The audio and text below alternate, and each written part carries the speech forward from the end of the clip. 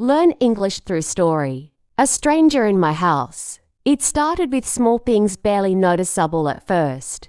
A book moved slightly out of place on the shelf. A kitchen cabinet left ajar when she was certain she had closed it.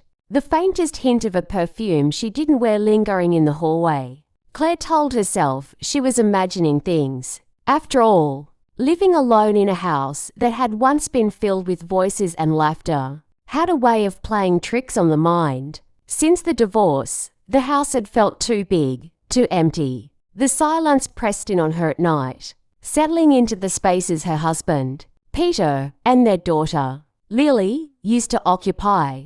She had fought to keep the house, believing it was the one thing she couldn't bear to lose. But now she wasn't so sure. It was on a Tuesday evening, when she returned from work, that she truly began to feel unsettled. She dropped her keys on the entryway table as usual, toed off her heels, and made her way to the kitchen. That's when she saw a single coffee cup in the sink. The problem was, she hadn't made coffee that morning. Claire stood there for a long moment, staring at the cup as a prickle of unease crept up her spine. She tried to rationalize it. Maybe she had been absent-minded and forgotten. Maybe Lily had stopped by. But no, Lily had classes all day, and she would have texted. She took a deep breath and shook off the feeling, forcing herself to go about her evening as usual.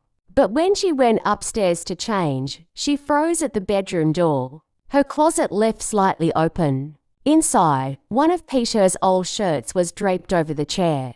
She had packed his things away months ago. A shiver ran through her. Someone had been here. Her first instinct was to check every room, but the thought of what she might find terrified her. Instead, she backed away slowly, reached for her phone, and called the police. By the time the officers arrived, there was nothing out of place. No forced entry, no signs of anyone having been inside. They assured her it was likely nothing a case of misplaced objects. Maybe even the stress of her recent divorce making her feel unsettled. Claire wanted to believe them, but she couldn't shake the feeling that she was being watched. And that was just the beginning. Claire sat in the living room long after the police left, gripping a mug of tea with trembling hands. They had dismissed her concerns, chalking them up to stress, but she knew what she had seen. The coffee cup, the misplaced shirt, the barely open closet door, these weren't figments of her imagination. Someone had been in her house. She forced herself to take slow, measured breaths, staring at the flickering shadows on the walls as the wind rattled the windows. She needed to be rational. If someone had a key to her home, who could it be? Peter had returned his keys when they separated. Lily had a set, but she was at her dorm. The only other spare was one she kept in the kitchen drawer for emergencies. Her stomach clenched. She rushed to the kitchen, pulled open the drawer, and her breath caught. The key was gone. A chill spread through her chest. She felt a growing sense of invasion, of something deeply personal being taken from her. But why? If this was a burglary, why hadn't anything been stolen? Claire rubbed her forehead, trying to think. Perhaps she had misplaced it. Maybe she had used it and forgotten to put it back. But no matter how much she tried to convince herself, the feeling gnawed at her. She locked all the doors and windows, double-checking each one before heading upstairs. As she undressed for bed, she hesitated before opening her closet again, half expecting something else to be out of place. Everything appeared normal now. She sighed, trying to push aside her unease. But sleep didn't come easily that night. She lay in bed, staring at the ceiling, her ears straining for any sound. A creak from the hallway made her jolt upright, her heart hammering. Was it just the house settling? Or something else? The silence that followed was suffocating. She forced herself to stay still, listening. And then, just as she was about to convince herself it was nothing, she heard its soft footsteps. Her blood ran cold. She reached for her phone on the nightstand with trembling fingers, clutching it tightly as she strained to hear more. The steps were faint, careful, as if someone was trying not to be heard. They paused just outside her bedroom door. Claire barely breathed. She wanted to scream, to run, to do something, but she was paralyzed. The doorknob turned ever so slightly. She scrambled backward against the headboard, heart pounding. She fumbled to unlock her phone. But before she could dial, the footsteps retreated. Silence. She didn't sleep the rest of the night. Morning came like a reluctant promise. The golden light filtering through her curtains, making her terror from the night before seem almost ridiculous, almost. The first thing she did was call Lily. "Mom," Lily's voice was groggy. "Did you come home last night?" Claire asked, knowing the answer but needing to hear it. "What? No. Why?" "Nothing."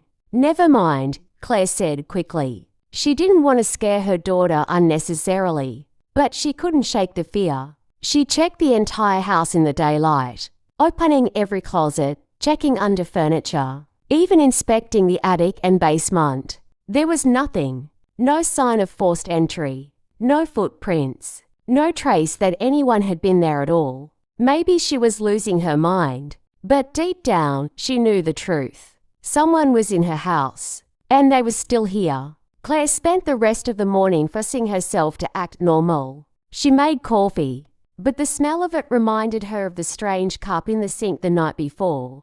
She opened the fridge, but something felt off. Like the items weren't in the exact places she had left them. She tried to dismiss it. She tried to convince herself that she was imagining things. But no matter how much she tried, an invisible weight pressed down on her. The feeling of being watched. The sensation of not being alone. She went through her daily routine mechanically, hoping the normalcy would ground her. Work was a welcome distraction. The steady hum of office chatter, the sound of fingers tapping on keyboards, and the predictable rhythm of meetings kept her mind occupied. But as soon as she got home, the unease returned. She stood at the threshold of her house, staring at the door. The lock was intact. Nothing looked disturbed. But stepping inside felt different. Like the air had shifted. Like someone else had breathed in this space while she was gone. Her heart pounded as she checked the kitchen, the living room, the laundry room. Everything appeared untouched. Then she walked upstairs and stopped cold. The closet door in the guest bedroom was open. Just a crack. She hadn't opened that door in weeks. A creeping dread slid through her veins as she approached. Every step felt heavier. The floor creaked under her weight, and for a split second, she thought she heard another sound like a quick inhale. Her breath caught. Slowly, she reached out and pulled the door open all the way. Nothing. Just coats, old boxes, and dust. No signs of life. No footprints. No explanation. A shaky breath escaped her lips. Maybe she had left it open before and forgotten. Maybe she was letting her imagination get the best of her. But she couldn't shake the feeling that someone had been standing right there, watching her, hiding. That night, Claire barely ate. She barely moved from the couch, wrapping herself in a blanket as the TV played mindless reruns in the background. She told herself she wasn't afraid, but the truth was she was terrified. She debated calling the police again.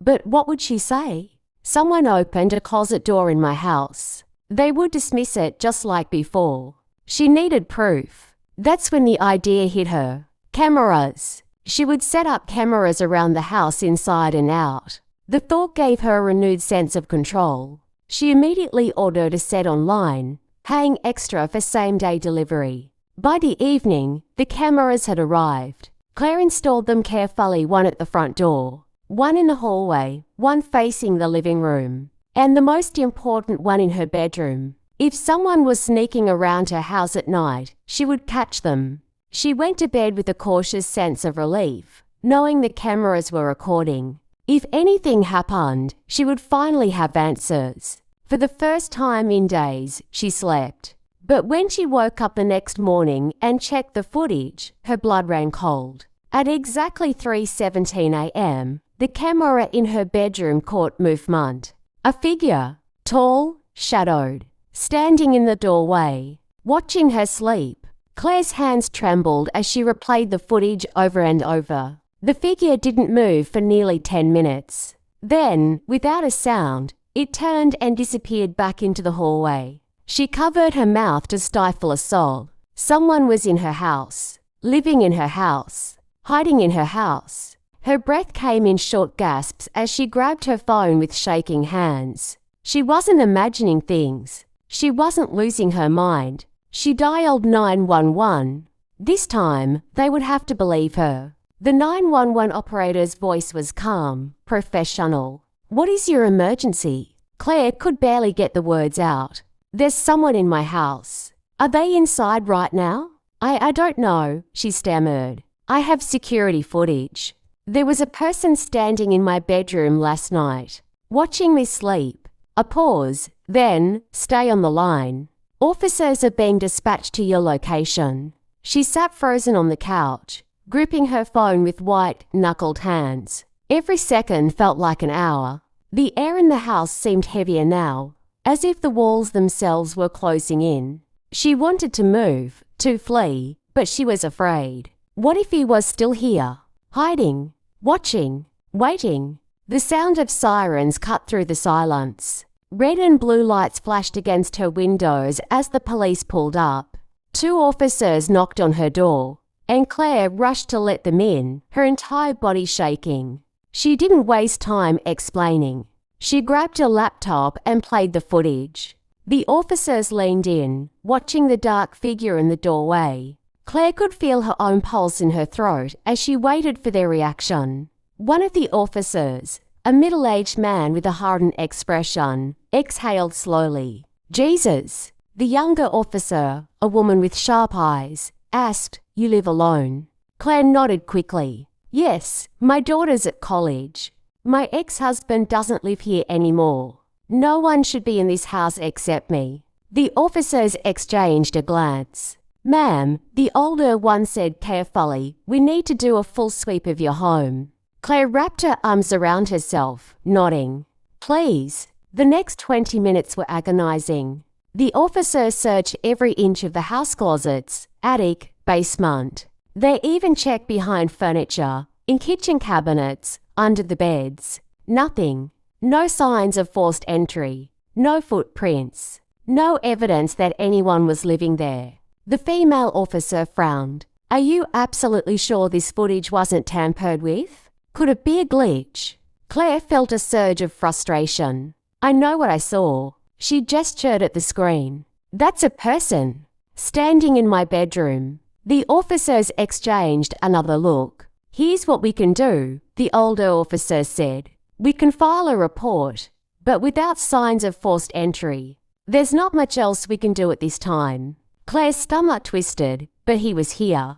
"We believe you," the female officer said gently. "We'll increase patrols in the area. In the meantime, you might want to consider staying with someone for a few nights. Stay somewhere else." This was her house. She had fought to keep it after the divorce, had poured her savings into it, had built a life within these walls. But now, it didn't feel like hers anymore. It felt like it belonged to someone else. The police left, but the fear remained. Claire locked every door, checked every window again. But no matter how much she tried to secure the house, she couldn't shake the feeling that someone somewhere was still inside, watching, waiting. That night, Claire didn't sleep. She sat in the living room with a baseball bat beside her. Every light in the house turned on. Her laptop remained open, the footage paused on the shadowy figure in her doorway. She studied it over and over, searching for any details, anything that could help. That's when she noticed something.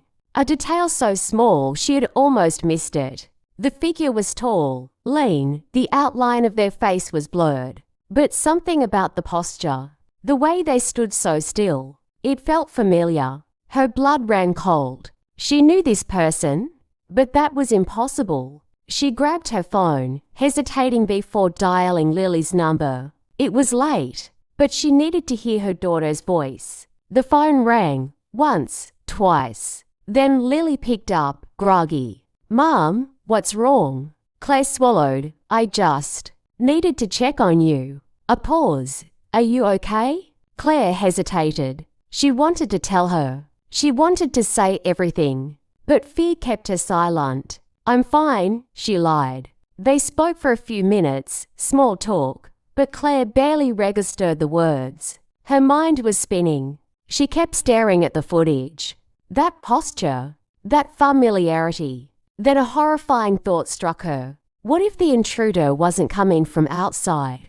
What if they had been here the whole time? What if they weren't breaking in because they had never left? Her stomach clenched. There was only one place the police hadn't checked thoroughly: the crawl space. Claire stood slowly, her breath unsteady. She made her way toward the hallway. The access panel to the crawl space was near the laundry room. A small door built into the lower wall. She hadn't opened it in years. Her hands trembled as she reached for the handle. She hesitated. What if she wasn't ready for what was on the other side? But she had to know. Taking a deep breath, she pulled the door open. At first, there was only darkness, a musty smell, just floating in the dim light from the hallway. Then she saw it. A sleeping bag, a pile of food wrappers, empty water bottles, and something that made her breath catch. A photograph of her, taken from inside the house. Claire stumbled backward, a strangled noise escaping her throat. Someone had been living here, hiding ... watching her. She fumbled for her phone, dialing 911 again. As the call connected, she heard something behind her. A quiet shift in the air, a creak of the floorboards. Claire turned slowly and locked eyes with the stranger. Only, they weren't a stranger at all. Claire's breath caught in her throat as she stared at the figure before her. The person standing in the dimly lit hallway was thin, almost gaunt, with dark hollows beneath their eyes. Their clothes were rumpled, their hair unkempt, their face partially obscured by the shadows. But there was no mistaking who they were. Peter, her ex-husband. For a split second, Claire couldn't process what she was seeing. She had spent weeks convincing herself that she was imagining things, that she was paranoid, that the strange disturbances in the house were just tricks of her mind. But now, standing right in front of her, was the truth. He had never left. Her mind reeled back to the divorce, the long, bitter months of arguments, the finality of signing the papers, the relief of knowing it was over. She had thought he was gone. She had believed he had moved on. But he had been here, all along, living in the walls of her home, watching her, sleeping just feet away from her while she lay in bed, completely unaware. "Peter," her voice came out in a whisper, barely audible. He didn't move, didn't speak. His eyes, hollow and sunken, locked onto hers with an eerie stillness. The silence stretched between them, thick and suffocating. Claire's hand trembled as she clutched her phone. The 911 operator still on the line. She didn't dare move. "Mum, are you still there?" The dispatcher's voice crackled through the speaker. Peter's head tilted slightly at the sound. Claire swallowed hard, slowly raising the phone to her ear. I need help," she whispered, her voice shaking. Peter took a step forward, a slow, deliberate step. Something shifted in his expression, something unreadable. A mix of exhaustion, desperation, and something darker. "Claire," he said, his voice hoarse, like he hadn't spoken in days. "Don't do this." Her stomach twisted. "Don't do this." As if she were the one in the wrong. As if he weren't the one hiding in the walls of her house like a ghost. Like a shadow she hadn't known was following her. "Peter, what are you doing here?" She choked out. His gaze flickered, a strange mixture of shame and defiance crossing his face. "I had nowhere else to go." Claire's chest tightened. Her voice broke. "You've been here this whole time." His silence was answer enough. Tears burned at the edges of her vision. The misplaced objects. The lingering scent of something familiar. The sensation of being watched. It had all been him. The coffee cup in the sink. The closet left open. The figure in her doorway at night. Oh God! Her entire body trembled. She gripped the door frame to keep herself from collapsing. "Why?" she whispered. "Why didn't you just?" Her voice faltered. She didn't even know what to ask. "Why didn't you leave? Why didn't you tell me? Why did you stay in the walls of a house that no longer belonged to you? Peter ran a hand through his unkempt hair, his fingers shaking. I lost everything, Claire. His voice cracked. You moved on. Lily moved on. I had nothing left. Claire's heart clenched. No, he had things left. He had options. He had a choice. But he had chosen this. To lurk in the shadows of her life, rather than face his own. Her mind flashed to Lily Sweet, innocent Lily, who had no idea that her father had been living like this. A twisted, distorted presence in the home they had once shared. Claire's grip tightened on her phone. Please, she whispered into the receiver. Hurry. Peter's eyes darkened. He heard that. He knew the police were coming. For a long moment, he just stood there, his breath shallow, his body tense. Then, suddenly, his face twisted in anguish. You weren't supposed to know, he murmured. A sickening realization washed over her. He had never planned for her to find out. What would have happened if she hadn't? If she had never checked the footage? If she had never opened the crawl space? If she had gone on, night after night, unaware of the shadow lurking just beyond her bedroom door? Her pulse pounded in her ears. Peter, she said, carefully, stepping back. I don't know what's happening with you, but this isn't okay. You need help. A bitter laugh escaped him. Help, he gestured around them. Look at me, Claire. I'm beyond help.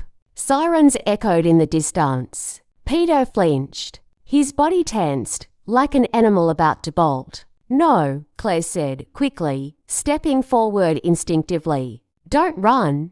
She didn't know why she said it. Maybe because a part of her, no matter how betrayed, still saw the man she had once loved. The man who had once held her hand through life's storms. The man who had once been the father of her child. But Peter shook his head. He was already gone. He turned and ran.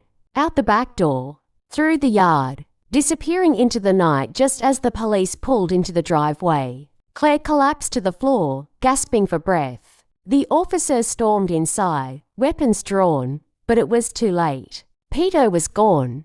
And for the first time, the house felt completely, truly empty. The days that followed were a blur. Claire couldn't sleep, couldn't eat. Every noise in the house made her flinch. Every shadow made her skin crawl. The police searched for Peter, but he had vanished without a trace. No credit card activity. No sightings. He had spent months hiding in the walls of her house he knew how to disappear. Lily called, panicked, when she heard the news. Claire didn't have the heart to tell her everything. Just that her father had been struggling. That he needed help. That they would find him. But deep down, Claire wasn't sure ... would they? Or would he always be out there, lurking on the edges of her life, watching from the shadows? The thought haunted her. But something deeper haunted her more.